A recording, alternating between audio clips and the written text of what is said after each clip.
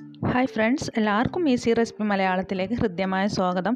ഇന്ന് കറുത്ത നേന്ത്രപ്പഴം കൊണ്ട് എങ്ങനെ നമുക്ക് വായിലിട്ടാൽ അലിഞ്ഞു പോകാവുന്ന തരത്തിലുള്ള ഹൽവ ഉണ്ടാക്കാൻ നോക്കാം. അപ്പോൾ യൂട്യൂബിലൊക്കെ പലരും ഇത് ചെയ്തിട്ടിടുമ്പോൾ വീഡിയോ കാണുമ്പോൾ ഞാൻ വിചാരിച്ചിട്ടുണ്ട് ഹൽവ എങ്ങനെ വായിലിട്ടാൽ അലിഞ്ഞു പോകാമെന്ന്. കാരണം ഹൽവ ഹാർഡാണല്ലോ, അത് അലിയുന്നില്ലല്ലോ. പക്ഷേ ഇത് ഉണ്ടാക്കി നോക്കിയപ്പോഴാണ് ഇത് മനസ്സിലായത്, വായിലിട്ടാൽ അലിഞ്ഞു പോകുന്ന തരത്തിൽ തന്നെയാണ് ഇത് ഉള്ളതെന്ന്. അപ്പോൾ ഇതിൻ്റെ ഈ മെത്തേഡ്, ഈ ഉണ്ടാക്കുന്ന രീതി ഇതുപോലെ തന്നെ ഫോളോ ചെയ്താൽ നമുക്ക് വായിലിട്ടാൽ അലിഞ്ഞു പോകുന്ന ആ വിധത്തിലുള്ള ഹൽവ ഉണ്ടാക്കിയെടുക്കാം. അപ്പോൾ അതിന് വേണ്ടത് എന്താണെന്ന് നമുക്ക് നോക്കാം കേട്ടോ. ആദ്യം നമ്മൾ തേങ്ങാപ്പാലാണ് എടുക്കേണ്ടത്. അപ്പോൾ തേങ്ങ ചിരവി എടുത്തിട്ട് മിക്സിയിലിട്ട് ഒന്ന് അരിച്ചെടുത്താലും മതി. അല്ലെങ്കിൽ തേങ്ങ മിക്സിയിലിടണം എന്നില്ല. തേങ്ങ ചിരവി എടുത്തിട്ട് അതിലേക്ക് തിളച്ച വെള്ളം ഒഴിച്ചിട്ട് 1 ടീസ്പൂൺ വെച്ച് അമർത്തി പിഴിഞ്ഞെടുത്താലും നമുക്ക് തേങ്ങാപ്പാൽ കട്ടിയായിട്ട് കിട്ടും. അപ്പോൾ അധികം വെള്ളം ചേർക്കാത്ത അരമുറി തേങ്ങാപ്പാലാണ് ഞാൻ എടുത്തിട്ടുള്ളത്. തേങ്ങാപ്പാൽ തന്നെ വേണമെന്നില്ല, പശുവും പാലായാലും മതി കേട്ടോ. എന്നിട്ട് നമ്മൾ ഈ കറുത്ത പഴം, സാധാരണ നമ്മൾ കറുത്ത പഴം കുട്ടികൾക്കാണെങ്കിലും നമുക്കാണെങ്കിലും പഴുപ്പ് അധികമായിട്ടാണല്ലോ, അപ്പോൾ അതിനൊരു കളർ വ്യത്യാസമൊക്കെ വന്നിട്ടുണ്ടാവും. എന്നാൽ നമുക്കത് കളയേണ്ട ആവശ്യമില്ല.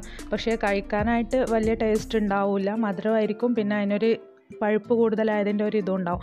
അപ്പോൾ നമ്മളത് അധികവും ഉപേക്ഷിക്കുകയാണ് ചെയ്യുക. അല്ലെങ്കിൽ വേറെ എന്തെങ്കിലും സ്നാക്സൊക്കെ ഉണ്ടാക്കുക, അങ്ങനെയും ചെയ്യുക. അപ്പോൾ നമ്മൾ ആദ്യം ആ പഴങ്ങളൊക്കെ എടുത്തിട്ട് നമ്മളൊന്ന് ചെറുതായിട്ട് അരിഞ്ഞെടുത്തിട്ട് ഒരു മിക്സിയുടെ ജാറിലേക്ക് ഇടുക.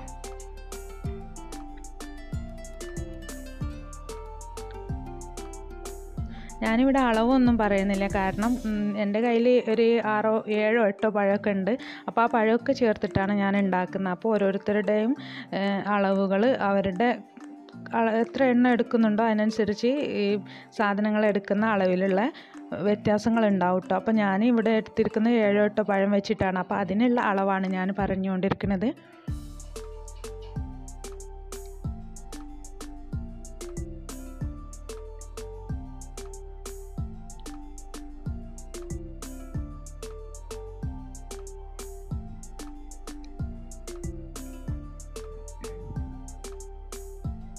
ഇത് നമ്മൾ അരിഞ്ഞ് കഴിഞ്ഞ ശേഷം നമ്മൾ ഇതിലേക്ക് തേങ്ങാപ്പാൽ ഒഴിച്ചിട്ട് നമ്മൾ ഈ മിക്സിയിൽ ഒന്ന് നല്ലോണം അടിച്ചെടുത്ത് കൊണ്ടുവരണം. കട്ടയൊന്നും ഇല്ലാതെ നല്ലോണം അടിച്ചെടുക്കണം കേട്ടോ.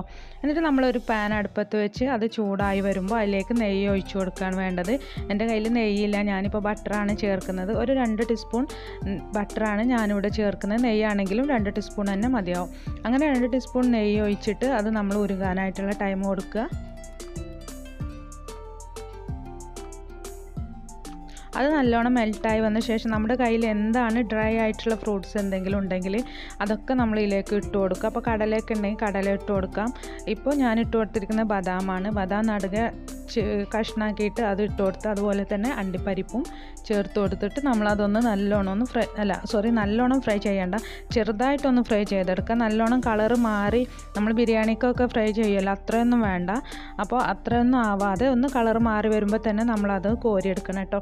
ഈ നമ്മൾ അരച്ച് വെച്ചിരിക്കുന്ന ആ മിക്സ് നമ്മൾ ആ ചട്ടിയിലേക്ക് തന്നെ ഇടാം. നെയ്യിൻ്റെ ചട്ടിയിലേക്ക് തന്നെ നമ്മൾ ഒഴിച്ചു കൊടുത്തിട്ട് അതൊന്ന് നല്ലോണം വെള്ളം വറ്റിച്ച് എടുക്കണം.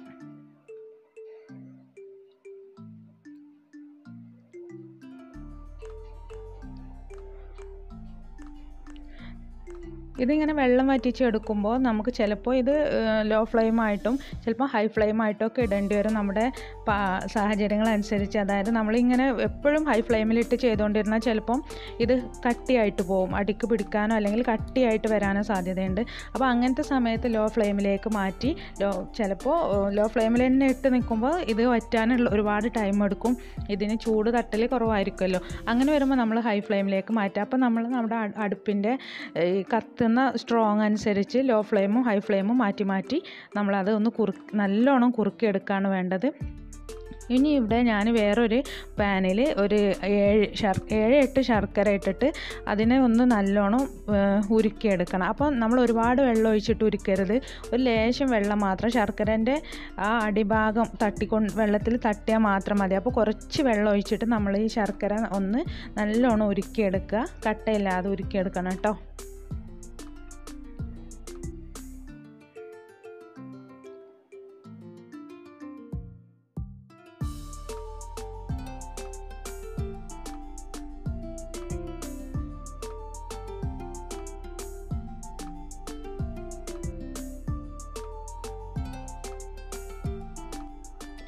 ഇപ്പോൾ ശർക്കര ഒക്കെ ഏകദേശം ഉരുകി വന്നിട്ടുണ്ട്. ഇനി നമ്മളിതിൽ ഒരു അരിപ്പയിൽ ഇവിടെ അരിച്ചിട്ട് വേണം നമ്മൾ ആ മിക്സിയിലേക്ക് ഒഴിക്കാനായിട്ട്, അല്ലെങ്കിൽ അതിൽ കല്ലോ അങ്ങനെ എന്തെങ്കിലും വേസ്റ്റൊക്കെ ഉണ്ടാവും. അതൊക്കെ എല്ലാവർക്കും അറിയാവുന്ന കാര്യമാണല്ലോ അല്ലേ.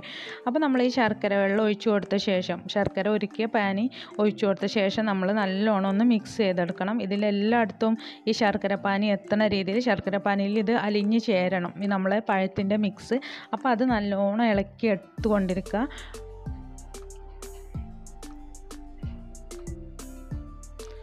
ഇളക്കി അതിൻ്റെ വെള്ളമൊക്കെ അതിൽ നിന്ന് വറ്റി പോകണം. ഈ സമയത്ത് നമുക്ക് ഇതിലേക്ക് കളർ ചേർത്ത് കൊടുക്കുക. അതായത് ഇപ്പോൾ ശർക്കര അത്യാവശ്യം കറുപ്പ് കളറുള്ള ശർക്കര ആയത് കാരണം ഈ ഹൽവക്ക് കഴിഞ്ഞ് വരുമ്പോൾ, ഇത് പാചകമൊക്കെ കഴിഞ്ഞിട്ട് വരുമ്പോൾ ഇതിനൊരു കുറഞ്ഞ കളർ ഉണ്ടായിരുന്നു. പക്ഷേ നമ്മുടെ കയ്യിൽ ബ്ലാക്ക് കളർ ഉണ്ടെങ്കിൽ, ഫുഡ് കളർ അതുണ്ടെങ്കിൽ നമ്മൾ ഇതിലേക്ക് ചേർത്ത് കൊടുത്തിട്ട് ഈ സമയത്ത് മിക്സ് ചെയ്താൽ നമ്മുടെ ഹൽവ കറുത്ത ഹൽവയായിട്ട് വരും.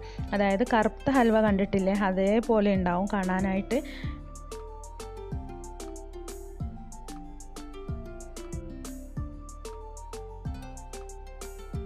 ഈ സമയത്ത് നമ്മൾ ഇതിലേക്ക് ഒരു പിഞ്ച് ഉപ്പ് ഇട്ട് കൊടുക്കുക. ഉപ്പ് എന്തിനാണ് ചേർക്കുന്നതെന്ന് വെച്ചാൽ എന്നാലേ നമ്മളിട്ട ആ ശർക്കരയുടെ മധുരം മുന്നിട്ട് നിൽക്കുള്ളൂ. അപ്പോൾ അതിന് വേണ്ടിയിട്ടാണ്. നമ്മൾ പായസമൊക്കെ ഉണ്ടാക്കുമ്പോൾ ചെയ്യില്ല അതുപോലെ. ഇനി നമ്മൾ 1 ടീസ്പൂൺ നെയ്യ് ഇവിടെ ഇതിലേക്ക് ചേർത്ത് കൊടുക്കുക. ഞാൻ നേരത്തെ പറഞ്ഞല്ലോ, നെയ്യല്ല ഞാൻ ചേർത്തത്, ബട്ടറാണ് കേട്ടോ. അത് കുഴപ്പമുള്ള കാര്യമല്ല, അതും ചേർക്കുക, നെയ്യും ചേർക്കുക. ഇനി നമ്മൾ 1 ടീസ്പൂൺ ഏലക്ക പൊടിച്ചതാണ് ചേർത്തത്. ഏലക്ക പൊടിയും കൂടെ ചേർത്ത ശേഷം നമ്മളിത് നല്ലോണം ഒന്ന് മിക്സ് ചെയ്ത് കൊടുക്കുക. ഈ ചട്ടിയിൽ നിന്ന് നല്ലോണം വിട്ട് വരാനായിട്ട് തുടങ്ങണം. ആ സമയം വരെ ഇത് നമ്മൾ ഇളക്കിക്കൊണ്ടേയിരിക്കണം. ഇനി ഞാൻ ഫ്രൈ ചെയ്ത് വെച്ചിരിക്കുന്ന ഡ്രൈ ഫ്രൂട്ട്സും കൂടെ ഇതിലേക്ക് ആഡ് ചെയ്ത് കൊടുത്തിട്ടുണ്ട്. വീണ്ടും നമ്മൾ നല്ലോണം ഇളക്കി കൊടുക്കുകയാണ് ചെയ്യുന്നത്. ഇനി കൈയെടുക്കാതെ നമ്മൾ നല്ലോണം ഇളക്കിക്കൊണ്ടേയിരിക്കണം.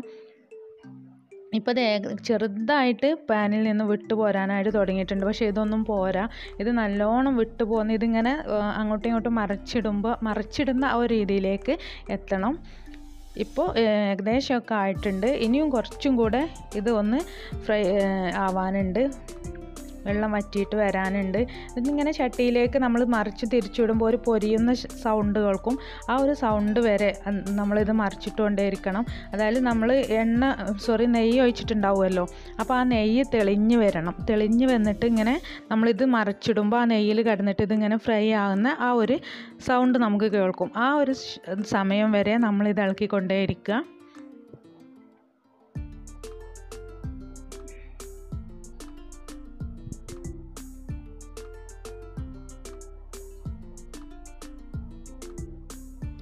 ഇപ്പോൾ അതിൻ്റെ പണി കഴിഞ്ഞു. ഇനി നമ്മളിൽ ഒരു പാത്രത്തിലേക്ക് ലേശം ബട്ടറോ നെയ്യോ തടവി കൊടുത്തിട്ട് ആ പാത്രത്തിലേക്ക് അതിൻ്റെ താഴെ ഇങ്ങനെ കാണാനായിട്ട്, അതായത് നമുക്ക് ഹൽവയുടെ മുകൾ ഭാഗത്ത് കാണാനായിട്ട് നമ്മൾ കുറച്ച് ഡ്രൈ ഫ്രൂട്ട്സ് നമ്മൾ വറുത്ത് വെച്ചല്ലോ, അത് ഇതിലിങ്ങനെ വെച്ച് കൊടുത്തിട്ട് ഈ മിക്സിനെ ഇതിലേക്ക് ഒഴിച്ചു കൊടുക്കാൻ കഴിയില്ല. അപ്പോൾ അത് നമ്മളിങ്ങനെ മറിച്ചിടണം അതിലേക്ക്. അത്രയും അത് ഡ്രൈ ആയിട്ടുണ്ടാവും, വെള്ളമൊന്നും ഇല്ലാതെ. എന്നിട്ട് നമ്മളൊരു പാത്രത്തിൻ്റെ താഴെ എന്തെങ്കിലും എണ്ണ പുരട്ടിയിട്ട് അമർത്തി കൊടുത്താലും മതി. എന്നിട്ട് തണുക്കാനായിട്ട് വെക്കുക കേട്ടോ. അപ്പോൾ രാത്രി ഫുള്ള്, ഞാനിത് രാത്രിയാണ് ഉണ്ടാക്കിയത്, രാത്രി ഫുള്ള് വെച്ചിട്ട് രാവിലെയാണ് ഇപ്പോൾ എടുക്കുന്നത്. അപ്പോൾ ഇത് റെഡി ആയിട്ടുണ്ട് കേട്ടോ. രാവിലെ ആകുമ്പോഴേക്ക് ഇതൊക്കെ തണുത്ത് നമുക്ക് മുറിക്കാനുള്ള പാകത്തിനായിട്ടുണ്ട്. അപ്പോൾ ഇനി വായിലിട്ട് ഇത് ചവച്ചിറക്കേണ്ട ആവശ്യമില്ല, വായിലിട്ടാൽ അലിഞ്ഞു പോകുന്നേ ചെയ്യും. അപ്പോൾ വീഡിയോ ഇഷ്ടമായിട്ടുണ്ടെങ്കിൽ എല്ലാവരും ഒന്ന് ലൈക്ക് ചെയ്യുക, ഷെയർ ചെയ്യുക. എന്തെങ്കിലും സംശയങ്ങളോ ഫീഡ്ബാക്കോ ഉണ്ടെങ്കിൽ കമൻ്റായിട്ട് ചോദിക്കുക. അപ്പോൾ ഇൻഷാ അല്ലാഹ് നെക്സ്റ്റ് വീഡിയോയുമായി നമുക്ക് വീണ്ടും കാണാം. അതുവരേക്കും ബൈ. അസ്സലാമു അലൈക്കും.